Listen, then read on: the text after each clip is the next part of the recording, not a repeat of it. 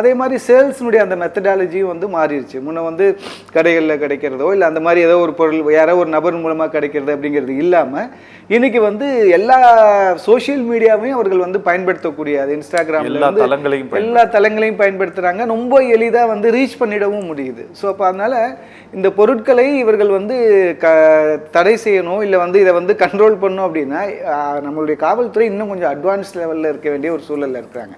நம்ம காவல்துறை பழைய இதில் தான் இருக்கிறாங்க. அதே மெத்தடில் தான் இப்போ தேடி போய் பிடிக்கிறது இந்த மாதிரிலாம் நடந்துட்டு இருக்கு. ஆனால் ரியாலிட்டி அது தளத்தில் வந்து அந்த மாதிரி கிடையாது. சின்ன குழந்தைகள் வரைக்கும் அந்த பொருட்கள் வந்து போகிற அளவுக்கு வந்து அப்படிதான் இருக்கு.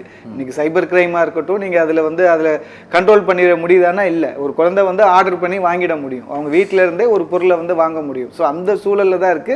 நிறைய நம்ம வீடியோஸ் கூட பார்க்குறோம். அந்த கஞ்சா வந்து கொண்டு வந்து ஆன்லைனில் இது பண்ணி கொண்டு வந்து வீட்டிலேயே கொண்டு வந்து கொடுக்கக்கூடியது, அவங்க வந்து பிடிக்கிறது, அந்த மாதிரிலாம் பார்க்குறோம். அப்போது என்ஃபோர்ஸ்மெண்ட் வந்து பெரிய அளவில் வேலை செய்ய வேண்டிய ஒரு சூழல் இருக்குது. இந்த நவீன யுகத்திற்கு இன்றைக்கி இருக்கக்கூடிய டெக்னாலஜியை புரிஞ்சுக்கிட்டு ஒரு இதில் நம்ம இறங்கி வேலை செஞ்சாதான் இதை கட்டுப்படுத்த முடியும். அப்படி இல்லைன்னா இது பரவலாக்கப்பட்டுருச்சு. இன்றைக்கி முன்ன வந்து வெளியிலேருந்து பார்ப்பாங்க. இன்றைக்கி கல்லூரியில் அந்த வகுப்பில் இருக்கக்கூடிய ஒரு மாணவன் தான் அதை விற்கக்கூடிய நபராகவும் இருக்கிறான். வெளியில் போயெல்லாம் வாங்க வேண்டாம். அந்தந்த வகுப்புகளில் மாணவர்கள் மூலமாகத்தான் இந்த பொருட்கள் வந்து விநியோகம் நடந்துட்டுருக்கு. அப்போது அதெல்லாம் புரிஞ்சுக்கிட்டு அந்த புரிதலோடு நம்ம இதை அணுகுனா மட்டும்தான் நம்மளால் வந்து இதிலேருந்து வெளியில் வர முடியும்.